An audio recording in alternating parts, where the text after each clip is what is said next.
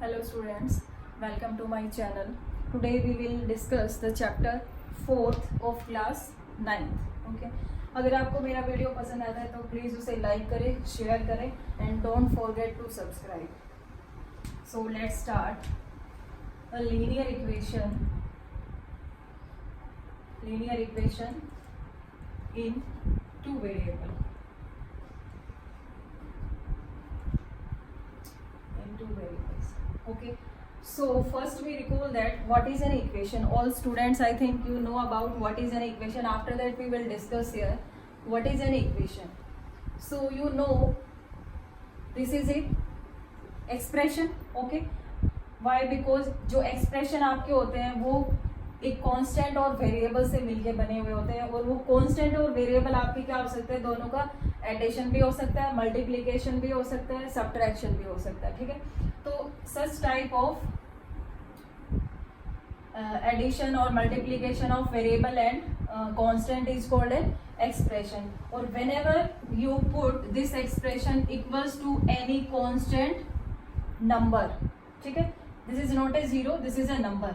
Okay, so when you equate this expression with real numbers, so it will become a equation. Okay, ये आपके पास equation बन जाती है. Equate करो real number, कोई भी रियल नंबर हो सकता है. रियल नंबर आपको पता है क्या क्या होते हैं. So this can be zero, इधर 1, 2, √3, 7/8. आपकी कोई भी कांस्टेंट यहाँ पे आ जाता है.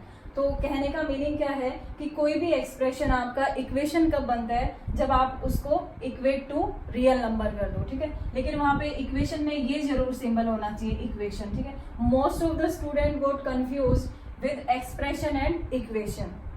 वो इसको भी इक्वेशन बोल देते हैं, but this is not an equation, this is the expression. ठीक है, एक्सप्रेशन है. जब तक आप इसको किसी भी वेरिएबल कांस्टेंट के साथ इक्वेट नहीं करोगे तब तक आपका ये इक्वेशन नहीं बनेगा. ठीक है, सो फर्स्ट ऑफ ऑल आपको ये पता होना चाहिए कि इक्वेशन क्या होती है. So what my point. Now आप अपनी 8th क्लास में ये पढ़ चुके हो कि linear equation with one variable क्या होता है. One variable. ओके, वेरिएबल मैंने यहाँ पे वर्ड यूज किया variable, and second word is constant. ठीक है, तो वेरिएबल क्या होता है.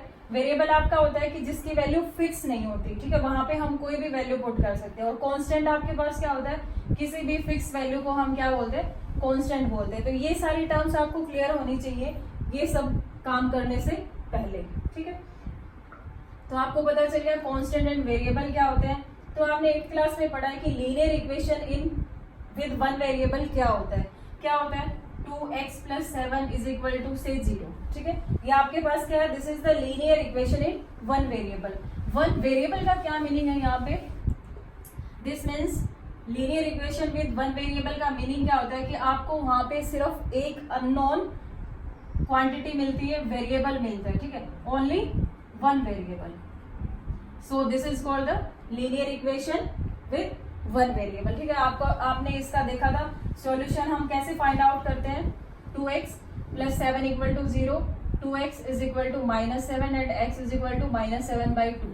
तो जो linear equation with one variable के साथ होती है उनका हमेशा क्या होता है, एक सॉल्यूशन आता है. ठीक है, only one solution will be exist always. तो अभी आपने देखा कि linear equation with one variable का सिर्फ एक सॉल्यूशन होता है. ओके, लेकिन लीनियर इक्वेशन टू वेरिएबल के साथ कितने सॉल्यूशन होते हैं, कितने सॉल्यूशन उसके एग्जिस्ट करते हैं. Linear equation with two variable क्या होता है, आज वही यहाँ पे डिस्कस करेंगे हम. ठीक है, तो आपके पास मैंने मान लिया से 2 टीम है. ओके, मैंने सपोज कर लिया, मैं आपकी बुक का एग्जांपल ले लेती हूँ. कोई क्रिकेट टीम है हमारे पास, team A and team B. उसमें क्या हुआ कि यहाँ पे आपके पास 2 प्लेयर है. ठीक है, प्लेयर 1 एंड प्लेयर 2. ठीक है, उन दोनों ने मिलके आपके पास कितना 170 रन बनाया है. What it. सो लेकिन हमें ये नहीं पता कि प्लेयर 1 ने कितने रन बनाए हैं, प्लेयर 2 ने कितने रन बनाए हैं. लेकिन हमें ये पता है कि उन दोनों ने मिलके 170 रन बनाए हैं. तो यहाँ पे आपके पास क्या हो गई, ये 2 अननोन वेरिएबल्स हो गए, अननोन क्वांटिटी हो गई कि दोनों ने मिलके इतने रन बनाए, सिर्फ ये इन्फॉर्मेशन हमें पता है. तो उसको अगर मैं बोलूं कि प्लेयर 1 ने जो रन बनाए हैं, से दिस इज x और प्लेयर बी ने जो बनाए हैं से दिस इज वाई, ठीक है, ये मैंने कंसिडर कर लिया, उन दोनों का सम मुझे पता है, ठीक है। तो अगर मैं इसको इक्वेशन के फॉर्म में डालूं तो आपके पास क्या बन जाएगा, x plus Y gives 170, got it. So such type of equation is called linear equation in two variable. Two variable means you have two unknown quantity, ये आपको फाइंड आउट करनी है कि x ने कितने रन बनाए और y ने कितने रन बनाए हैं, ठीक है। सो this is called the linear equation in two variable, जहां पे आपके पास में दो अननोन क्वांटिटी होती है, गॉट इट। सो अभी मैं यहाँ पे बता रही हूँ आपको linear equation in two variable की जनरल फॉर्म क्या होती है, ax plus B Y plus C is equal to 0, got it. ये आपके पास में क्या है यहाँ पे a b and c, where a b c are real numbers, got it। these are most important thing जो मैं आपको अभी बता रही हूँ। किसी भी लीनियर इक्वेशन में विद टू वेरिएबल में क्या होता है, a b c ये आपके पास क्या होते हैं, रियल नंबर्स होते हैं, और a और b दोनों एक टाइम पे आपके पास 0 नहीं होने चाहिए, गॉट इट।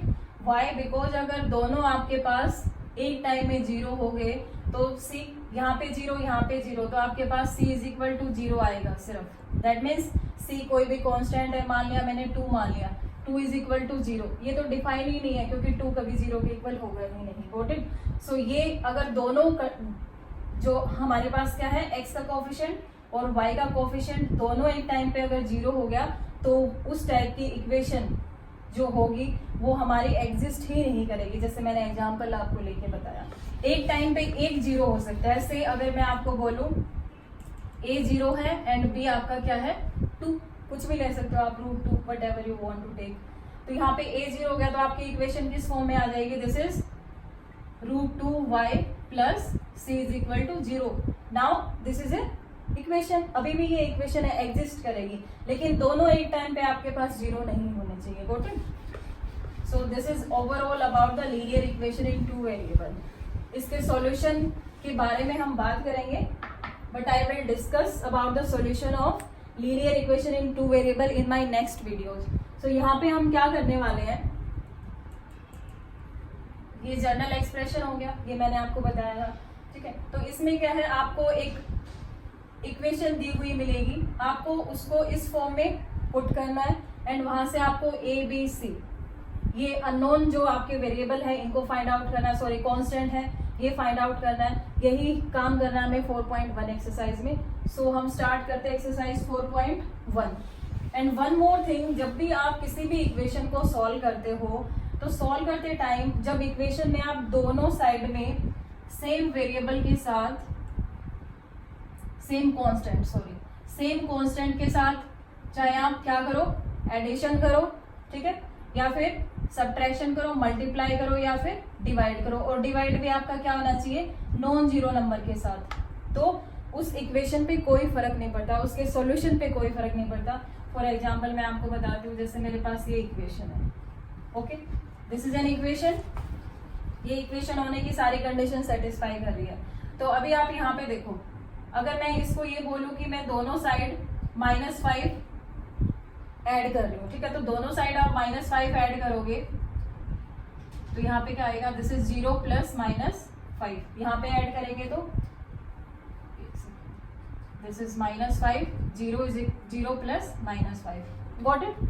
और यहाँ पे क्या हो जाएगा, ये +5 है, ये -5 है, okay, so this will become 0 and this is -5, 2x is equal to -5। अभी मैं बोलूं कि ये आपके पास एक्सप्रेशन है, ये इक्वेशन है, इसको मैं 2 से डिवाइड कर रही हूँ, ठीक है, 2 क्या है हमारा नॉन जीरो है, तो you can divide it by 2, और दोनों साइड आपको करना पड़ेगा, ठीक है। तो दोनों साइड जब आप इस एक्सप्रेशन में डिवाइड करोगे तो आपके पास ये कैंसिल हो जाएगा, ओके, सो आपका सोल्यूशन ये निकल गया। तो अभी आपने देखा दोनों साइड आपने -5 ऐड किया तो इसके सॉल्यूशन पे कोई फर्क नहीं पड़ा, ठीक है, दोनों साइड आपने सेम नंबर के साथ डिवाइड किया तो कोई फर्क नहीं पड़ा, गॉट इट। सो ये this is most important thing, बच्चे बहुत कंफ्यूज रहते हैं, इसलिए मैंने आपको ये कंसेप्ट बताया इधर कि आप इक्वेशन में जब भी सेम नंबर के साथ multiply, addition, subtraction and division करो तो उसके सॉल्यूशन पे कोई फर्क नहीं पड़ता है, got it. So comes on the exercise 4.1. The first question is the cost of a notebook is twice the cost of a pen. Write a linear equation in two variables to represent this statement. और book में ही आपके question number 1 में लिया हुआ है कि जो cost of a notebook है उसको आपको क्या लेना है, this is x rupees, and cost of a pen जो है उसको लेना है y. ओके, इसलिए ऑलरेडी आपको ये बताया हुआ है कंसीडर करके. Otherwise it is your wish कि आप वेरिएबल को क्या नाम दे रहे हो यहाँ पे. ठीक है, तो आपको ये क्वेश्चन बताना है. The cost of a notebook is twice the cost of a pen. Write a linear equation in two variable to represent this statement. तो इस स्टेटमेंट को आपको लिखना है. तो कैसे लिखोगे आप, आपके पास दो अननोन वेरिएबल है यहाँ पे, एक तो कॉस्ट ऑफ नोटबुक है और दूसरा क्या है, the cost of a pen. Got it. So इसकी लीनियर इक्वेशन बनानी है. कैसे बनाओगे, यहाँ पे क्वेश्चन में ही गिवन है. आप अज्यूम करो let cost of a notebook is x rupees and cost of a pen is y rupees. तो according to the given condition question में जो है वहां से आपका क्या आ जाएगा, cost of a notebook is twice the cost of a pen. So यहाँ पे आपका क्या आ जाएगा, x is equal to 2y. This is very easy. तो इसको आप और भी क्या तो आप इधर तक छोड़ दो, अदरवाइज मैंने आपको जनरल फॉर्म बताई थी ax plus B Y plus C is equal to 0. इस फॉर्म में आप डाल दो तो ज्यादा बेटर है. ओके, सो यहाँ पे देखो दिस इज x, ये इधर आएगा, this is minus 2y is equal to 0. So this is the question number first. Got it. Question number second is express the following linear equations in the form of this and indicate the values of A B C in each case. मैंने यहाँ पे second question के 3 part लिए हैं, first, third and 8. Okay, सो यहाँ पे हम 1 bye 1 discuss करते हैं.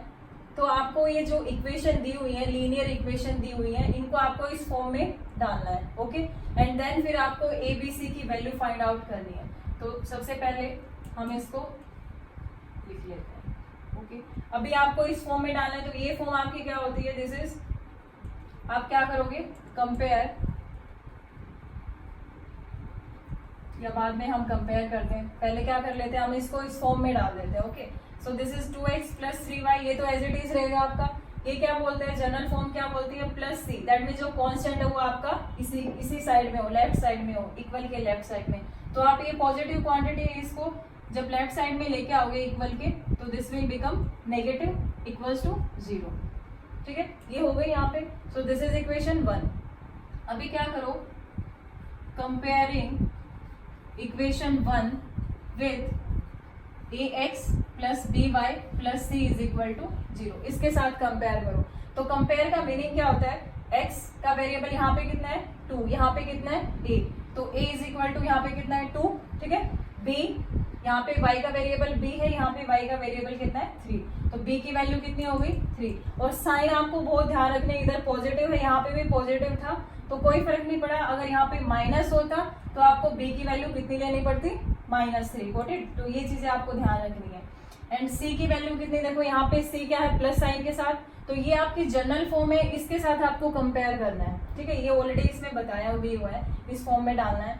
एंड देन c की वैल्यू यहाँ पे क्या है, नेगेटिव. ओके, यहाँ पे अगर पॉजिटिव होती तो c की वैल्यू पॉजिटिव आती, यहाँ पे नेगेटिव है, यहाँ पे प्लस है, यहाँ पे माइनस है, तो आपको ये नेगेटिव के साथ लेना पड़ेगा. Got it. So this is the first part. अभी हम थर्ड पार्ट डिस्कस करते हैं. Third part is -2x plus 3y is equal to 6. तो पहले आपको इस फॉर्म में लिखना है.